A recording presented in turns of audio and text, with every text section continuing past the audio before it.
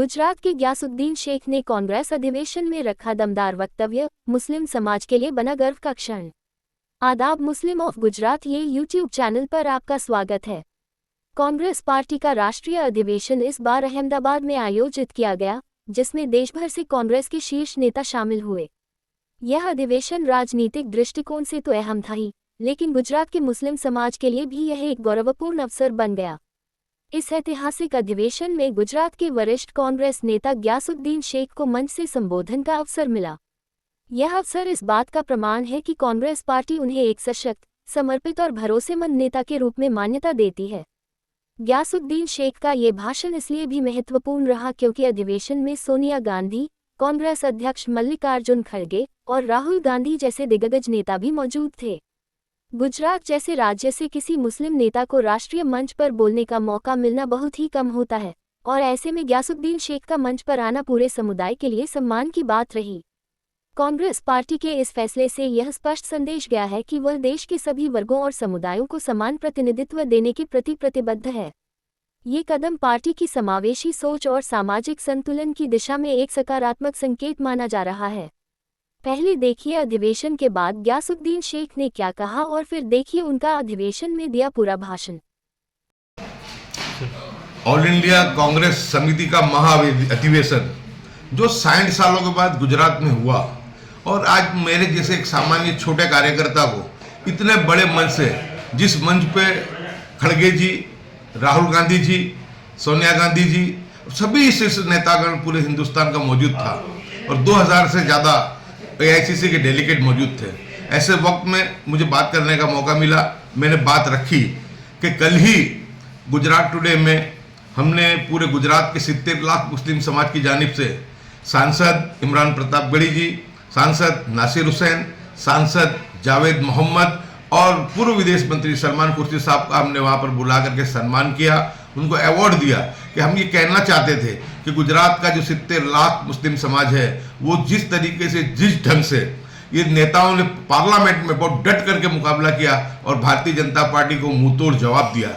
यहाँ तक कि आप सभी ने देखा कि 232 सांसदों ने, उसमें से सिर्फ 20 या 22 मुस्लिम सांसद थे, तमाम हिंदू सांसद थे। उन्होंने भी इंडिया गठबंधन के और कांग्रेस के सांसदों ने जो वोट है भारतीय जनता पार्टी के खिलाफ दिया।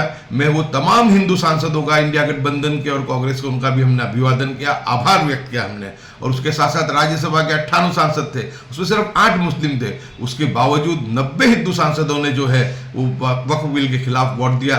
और आज कांग्रेस पार्टी खुद जो है वक्फ बिल को लेकर के मोहम्मद जावेद सुप्रीम कोर्ट में लड़ाई लड़ने के लिए गए हैं, और देश के नामांकित वकील और राज्यसभा के सभ्य अभिषेक मनु सिंह भी वो उसकी पैरवी सुप्रीम कोर्ट में करने वाले हैं। और राहुल गांधी जी ने खुल करके कल कह दिया कि माइनॉरिटी मत करो, खुल करके मुस्लिम बोलो। जब मुस्लिम समाज खुल करके हमारे साथ रहता है तो हमको भी मुस्लिम समाज के दुख में खुद करके साथ में रहना चाहिए। यानी इतनी स्पष्ट नीति जो है राहुल गांधी जी की है, खड़गे जी की है, तो मैं मानता हूँ कि बहुत बेहतरीन ये जो बात उन्होंने की है। इसके साथ साथ खड़गे जी ने आज शक्ति सिंह जी गोहिल को भी ये कहा कि शक्ति जी गोहिल, आप लोग आगे बढ़ो, आप मजबूती से काम करो, राहुल गांधी जी और मैं आपके साथ हैं। पूनम पासवान जी, अब मैं अनुरोध करूंगा गुजरात से ग्यासुद्दीन शेख साहब, जो पूर्व विधायक हैं, बड़े जुझारू नेता हैं, आप आएंगे और बहुत संक्षिप्त में अपनी बात कहेंगे।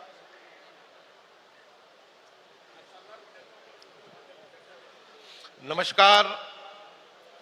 आदरणीय कांग्रेस राष्ट्रीय अध्यक्ष मल्लिकार्जुन खड़गे जी, आदरणीय श्रीमती सोनिया गांधी जी, आदरणीय विपक्ष के नेता श्री राहुल गांधी जी, KC वेणुगोपाल जी, सलमान खुर्शीद जी, तारिक अनवर जी, नासिर हुसैन साहब और युवाओं की धड़कन इमरान प्रतापगढ़ी जी, मेरे साथी विधायक इमरान खेड़ावाला जी, मेरे गुजरात के अध्यक्ष शक्ति सिंह जी गोहिल और हमारे अमित चावड़ा जी। दोस्तों, आज एक छोटे से कार्यकर्ता को भी एक राष्ट्रीय महाअधिवेशन में अपना बात रखने का मौका दिया, ये कांग्रेस पार्टी ही कर सकती है।